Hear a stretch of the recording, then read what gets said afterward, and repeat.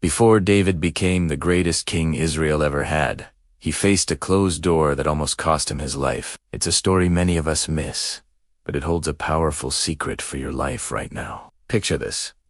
David, the young shepherd boy, anointed to be the future king. He's in the palace, serving King Saul, the current ruler. He's loyal, he's faithful, he's winning battles for Israel. Everything seems perfect. But then, jealousy consumes Saul.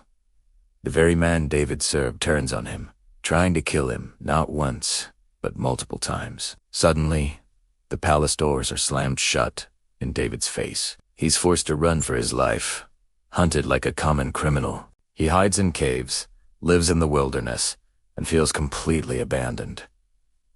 Can you imagine the confusion, the pain? He must have cried out to God, asking, why? I was doing everything right.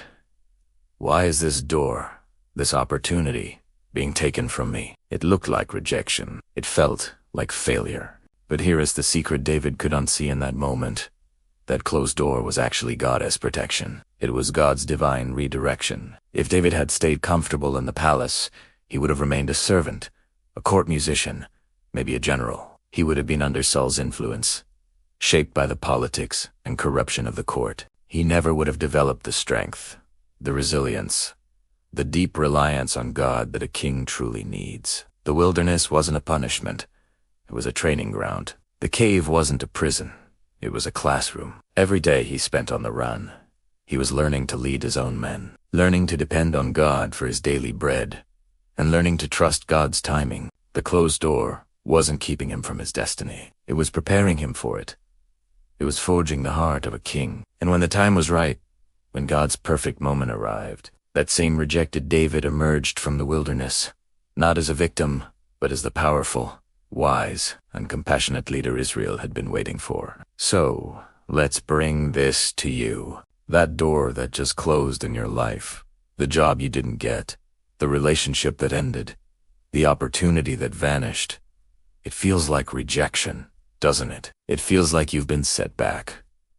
But what if it's not rejection? What if it's preparation? What if God is using this wilderness season to develop a strength in you, a character in you, a faith in you that you will absolutely need for where He's taking you next? The door that closed wasn't your final destination. It was just your training ground. The palace is coming.